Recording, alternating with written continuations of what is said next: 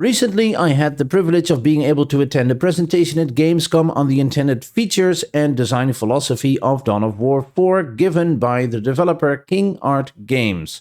I also got to play a pre-alpha build to get a look and feel for the game developed so far, and I want to share my overall impression and thoughts on all of this with you because at this stage I think the most important takeaway is what kind of gameplay experience is being created, and overall I was left with an image of the game that makes me feel very optimistic about its potential. When you've played all previous titles from the franchise just like me, you'll probably agree that just by looking at the small bits of gameplay footage that's in the announcement trailer, that this just might be the true spiritual successor to the 2004 original Dawn of War. So I want to start with what type of RTS you can expect, because I feel that's what most Dawn of War fans will be worried about.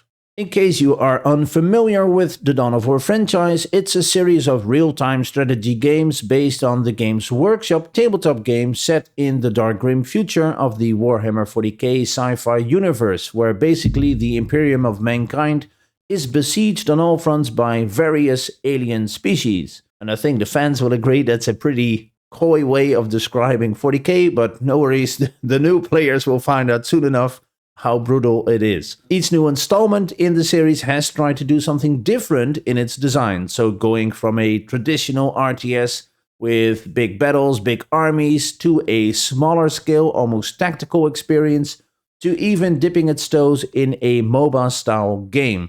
So it's worth noting that King Art Games is making it very clear that the first Dawn of War serves as their main source of inspiration when it comes to gameplay experience and what they want to offer with Dawn of War 4. And just in case if you're wondering what's up with the non-Dawn of War 4 B-roll, well, as befitting this current stage of development, I wasn't allowed to capture any gameplay footage, so that's why you're not seeing any actual footage with examples, and you know, you're familiar with the channel, I like to show and tell in my videos, but instead, for this time I've included some footage from Dawn of War 1 and 2 along with clips from the announcement trailer. So I will keep my report on the demo short and sweet in bullet points, and I'll share my thoughts on why I feel the game has some serious potential afterwards. An important indicator I was looking for personally in the first 5 minutes was, does it feel like I'm playing a Warhammer 40k game? I mean, of course, this is a huge IP, so the lore and Warhammer 40k framework, it will all add up,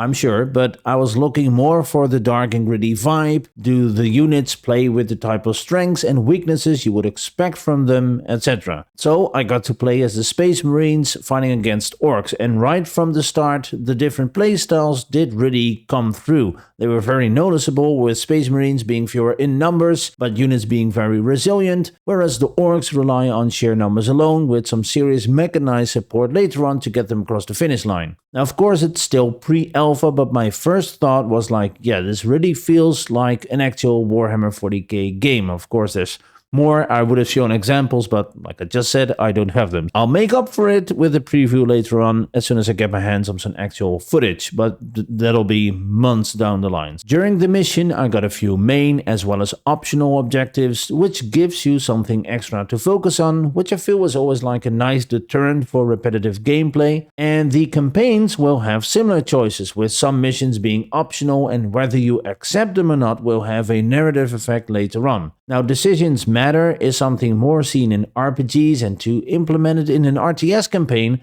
it shows that King Art Games have really put their ears to the ground, but more on that in just a bit. Combat is pretty much organized chaos. The AI, from what I've seen, will attack at multiple spots across the map. It's not constant action, so you do get some time to reinforce your troops or expand your base a bit before trying to capture some more resources. Capturing points for resources is a system you might know from Company of Heroes or Ashes of the Singularity, and resources are needed to call in new troops, perform upgrades, or call in stratagems. And at some point I managed to save up enough points to call in a bombing run, and it completely obliterated a large group of orcs, which was really an example of having certain tools during combat, if you will, but to try and win that particular fight. So it's not like this boxed in win rock, paper, scissors type of system where you're destined to lose if you don't bring the right units to combat. So it was nice to notice that you have a few ways to win smaller engagements. But at times I would actually be so distracted from playing the actual game because I was just looking at exactly those smaller engagements zoomed in because of the new sync kill system that King Art Games designed,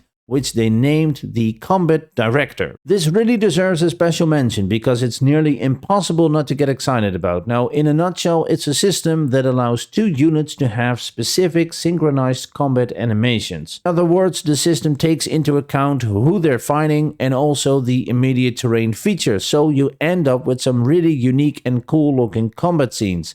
It's an insane technological feat, and I have to say it looks amazing. It's the one thing that will single-handedly ruin a lot of people's play session because they spend more time just looking at the combat instead of managing it. So after playing for about 15 minutes, it really felt that I was playing an old school RTS. Base building, gathering resources, train a few units, research upgrades, and let them loose on the map. I spent my remaining time working on the objectives, exploring different units, and to try and get a feel for the overall pacing of the game.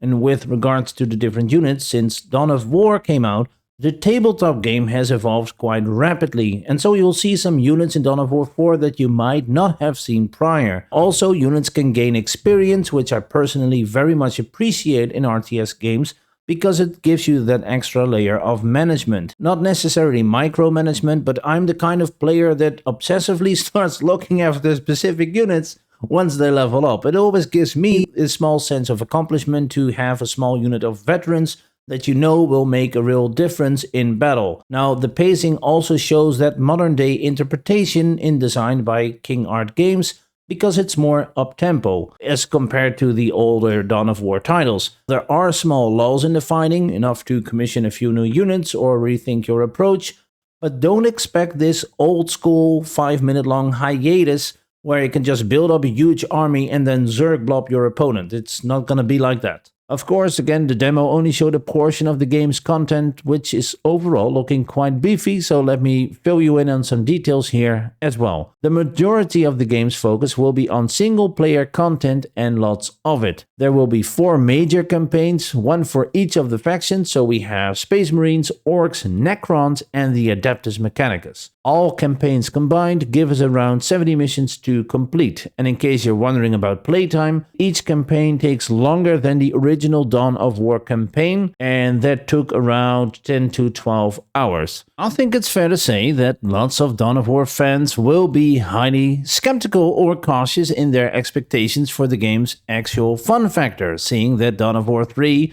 wasn't the game they were hoping for. And with each release after the original having had a different global design, it's really important to know what we can expect for Dawn of War 4. Of course, the developer's mindset, their ideation, and game-making experience are all key here, and in that regard, I think things are looking really good, because King Art Games just seems to hold all the cards to make a great Dawn of War game. During the entire process for Games Workshop in search of candidates to develop a Dawn of War 4, I think at first King Art Games was a logical, and later on maybe even a slam dunk pick, given their success with Iron Harvest. And as you can tell, there's a big emphasis on the single-player focus here, which is based on a surveys that King Art Games conducted with the Iron Harvest community. And as it turned out, the single-player campaign and its narrative structure was very popular. So that's why having several narratively strong single-player campaigns became one of the game's pillars. But while the main focus will be on single player, there will also be multiplayer in the form of Dawn of War 2's The Last Stand, where you can team up with friends or randoms to fight increasingly more difficult waves of enemies for as long as you can. Very popular back in the day. Now, it's always tricky to make any kind of statement based on a pre-alpha build, but we know what direction the game is headed for in terms of style and gameplay. And in case you want to have some field of reference for yourself, I can recommend checking out Iron Harvest on Steam. And don't forget, that was released 5 years ago. If the combat director is any indicator of the amount of creative potential and talent the studio has to offer, then we definitely have something to look forward to. Feel free to share your thoughts on Dawn of War 4 down below, like the video if you got something out of it, and if you aren't subscribed yet, you should do so now to see more game insights right here on the channel, and don't forget to turn on your notifications. If you really enjoyed this video, then you can check out the one on your screen right now with some more interesting titles from Gamescom. For now, thank you for watching and see you in the next one. Bye everyone.